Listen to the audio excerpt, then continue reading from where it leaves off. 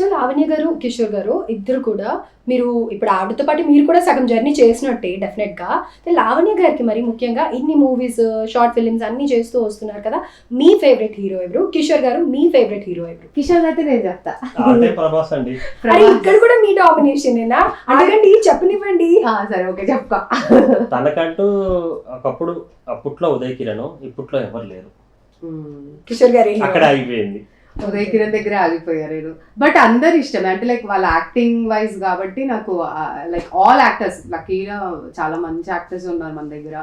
నాని కానివ్వండి, విజయ్ దేవరకొండ కానివ్వండి, అప్కమింగ్ లో మళ్ళీ యూనో సీనియర్స్ వైజ్ వస్తే కూడా లైక్ నాగార్జున గారు ఇలా ఇష్టమే, బాగుంటుంది వాళ్ళ యాక్టింగ్ వైజ్ అయితే నాకు అందరు ఇష్టమే. బట్ నేను ఇంకా ఉదయ్ కిరణ్ దగ్గర ఆగిపోయా. సో ప్రభాస్ అంటే ఇష్టం అని అంటున్నారు కదా, మీకు కల్కిలో ఏమైనా ఆపర్చునిటీ వచ్చినా ఏం రాలేదంటారా? చూసారా మూవీ? అంటే ఏదో ఉంది స్టోరీ, చెప్పండి. వెళ్ళినట్టుంది కానీ మరి రాలేదు. వైజయంతి నిజంగా నాకు కూడా, ఎందుకంటే ఫస్ట్ నేను నా కెరియర్ స్టార్టింగ్ లో ఫస్ట్ వెబ్ సిరీస్, అప్పట్లో తెలుగు వెబ్ సిరీస్ ఇవన్నీ ఏం లేవు. సో అప్పుడు యప్ టీవీ అని చెప్పేసి, ఓటీటీస్ కాదు యప్ టీవీ ఉండేది. సో మన ముగ్గురు love story is the first web series. Navdeep గారు, తేజస్విని, మేమందరం కలిసి చేశాం. సో అప్పుడు వైజయంతి బ్యానర్ లోనే చేశాను అనమాట, వైజయంతి మూవీస్ బ్యానర్ లో.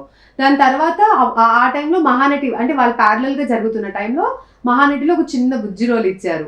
అండ్ దట్ టైం తను కూడా వచ్చారు నాతో షూట్ కి, బికాస్ అప్పుడు నైట్ షూట్ ఉండే.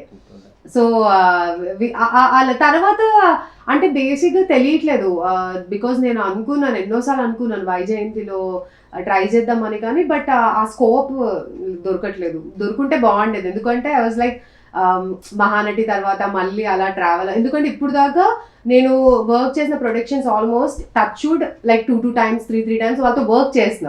ఆర్క మీడియాతో అయితే లైక్ ఫస్ట్ ఏమో అంటే లైక్ ఆల్మోస్ట్ ఇది third, Yakshini is my third project అనమాట. సో వాళ్ళైతే మా ఇంటి ఆడపిల్ల అన్నట్టు, అక్కడ వెళ్తే మేనేజర్స్ వీళ్ళందరూ అదే అంటారు.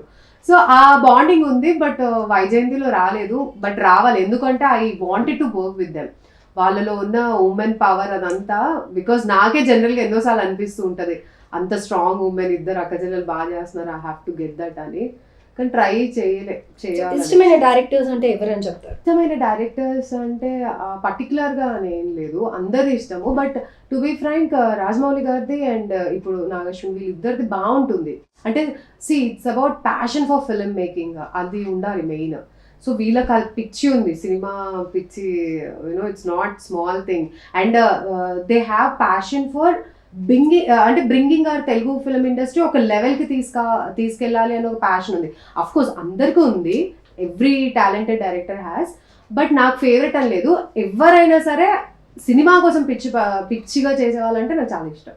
Because I'm more crazy about films, పిచ్చిగా చూస్తాను. టూర్స్ కి వెళ్ళడం చాలా ఇష్టం కదా మీకు. రీసెంట్ గా ఒక టూర్ చేసేసి వచ్చారు. సో ఆ టూర్ గురించి విశేషాలు కొంచెం చెప్పి మనం ఎండ్ చెప్పేద్దాం. Yeah sure. దానికన్నా ముందు లైక్ వై టూర్స్ అంటే కూడా ఐటెల్, నేను ఒక యూట్యూబ్ ఛానల్ స్టార్ట్ చేశాను, అది కూడా మహానటి లావణ్య.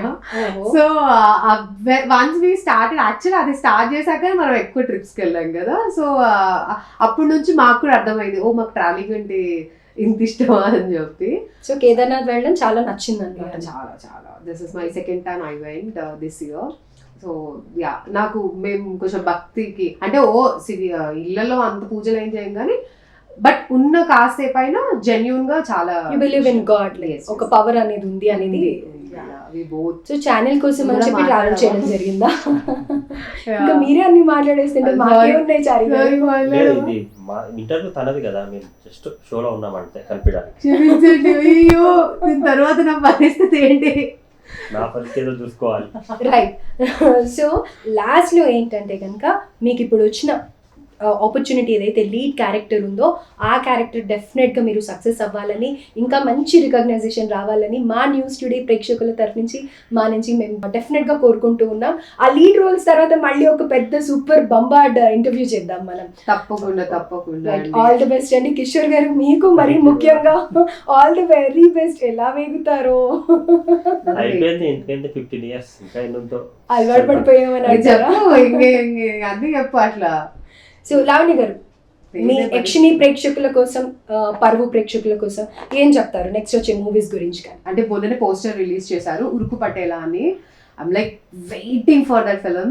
తేజస్ అందులో లీడ్ గా చేశారు and Vivek sir is director, debut director.